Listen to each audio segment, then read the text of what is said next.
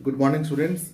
Let us see a very conceptual numerical based questions from coordination compounds chapter. Okay. So the question is determine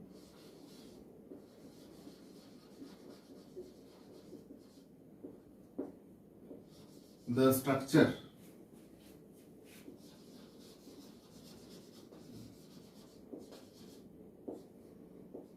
of MnBr4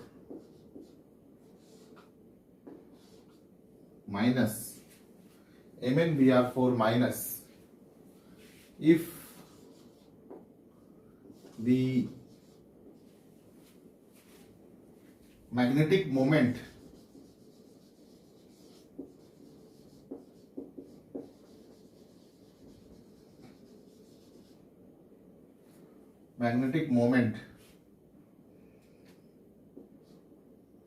of Mn2 plus ion is found to be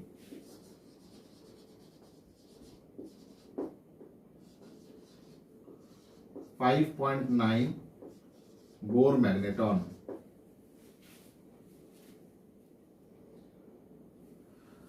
तो हमने atomic structure में और solid states में भी ये पढ़ा था कि जिस सब्सटेंस में अनपेयर्ड इलेक्ट्रॉन्स होते हैं वो पैरामैग्नेटिक होते हैं, मतलब उसमें नेट मैग्नेटिक मोमेंट होता है। ठीक है, तो मैग्नेटिक मोमेंट कैसे अराइज करता है? मैग्नेटिक मोमेंट अराइज करता है अनपेयर्ड इलेक्ट्रॉन्स के कारण। तो हमें पता करना है कि स्ट्रक्चर क्या है। तो वैलेंस शेल में कितने अनपेयर्ड इलेक्ट्रॉन्स हैं ये हम पता कर सकते हैं बोर मैग्नेटॉन से, क्योंकि हमें पता है कि magnetic moment mu, magnetic moment को हम कैसे नोट करते हैं? म्यू से। Mu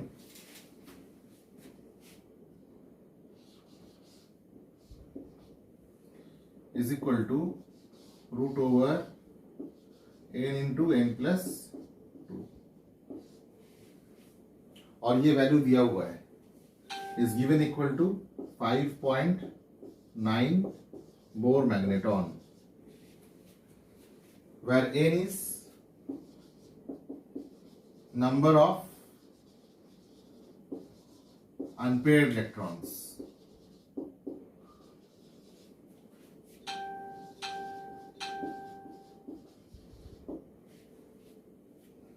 So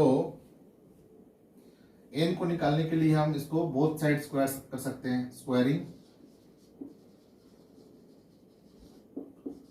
both sides,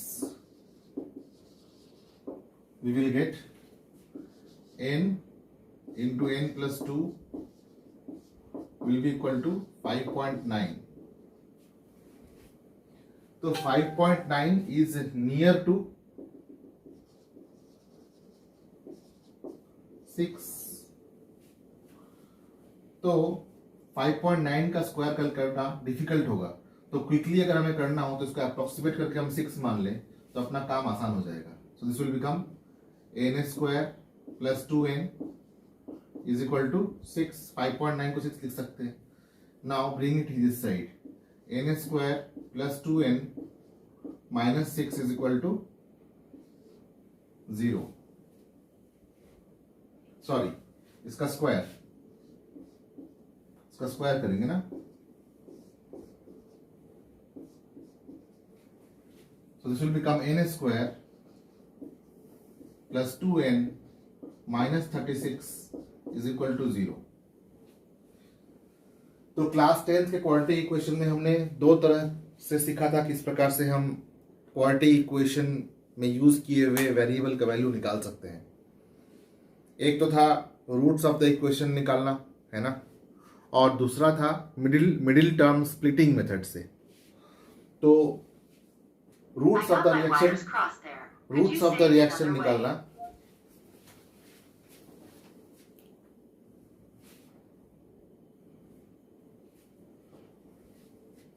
roots of the reaction निकालने के लिए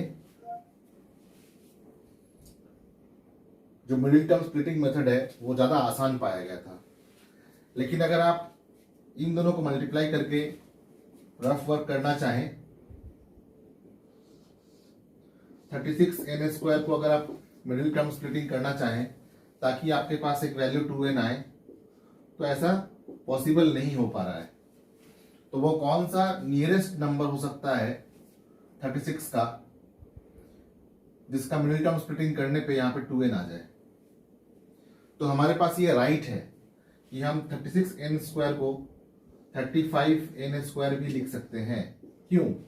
क्योंकि जो ये वैल्यू था, ये वैल्यू 6 एक्चुअली था नहीं, ये वैल्यू 5.9 था, यानी कि ये एग्जैक्टली 6 का स्क्वायर नहीं है, it is less than 6²। So we can write here as 35।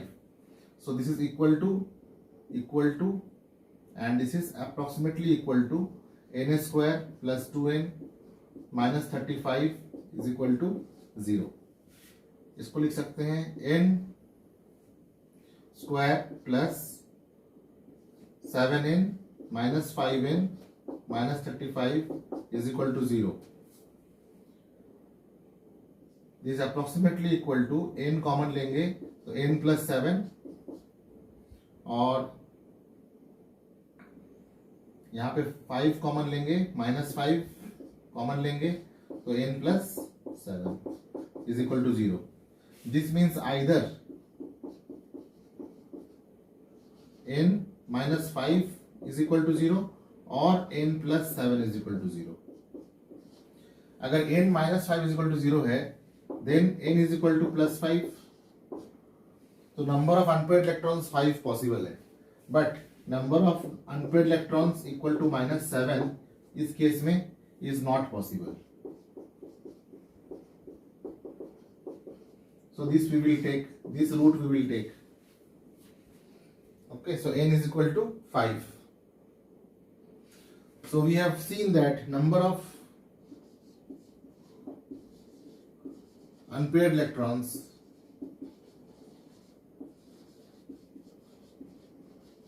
for magnetic moment 5.9 Bohr magneton is equal to n equal to 5।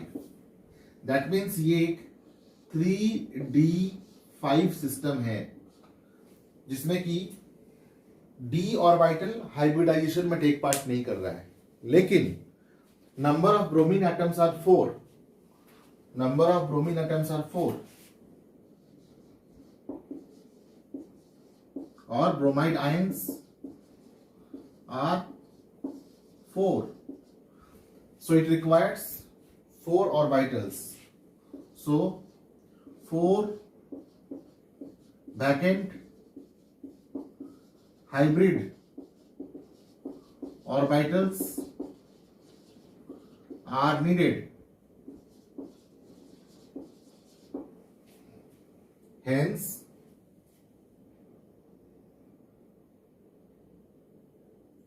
Three D के बाद जो 4s का एक ऑर्बिटल और 4p के 3 ऑर्बिटल, कौन कौन से? 4px, 4py और 4pz मिलके sp3 हाइब्रिड ऑर्बिटल बनाएगा जिसके अंदर ब्रोमाइड अपना इलेक्ट्रॉन पेयर देगा। That means its hybridisation is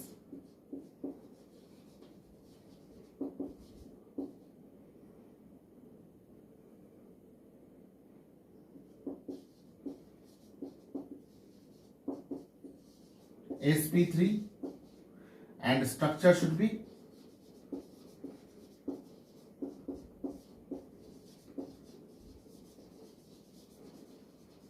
tetrahedral. ठीक है, इजी था। जो प्रॉब्लम था यहाँ पे ये क्वाड्रेटिक इक्वेशन को सॉल्व करना था।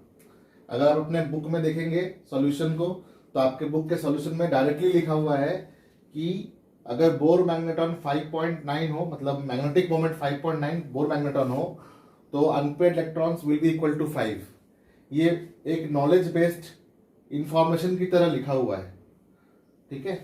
यहाँ पे मैंने कैलकुलेट करके आपको शो कर दिया है कि अगर इनकेस एग्जाम में कभी 5.9 ना आकर कोई और नंबर भी आ जाए तो किस प्रकार से आप अनपेयर्ड इलेक्ट्रॉन्स कैलकुलेट कर सकते हैं, ठीक है।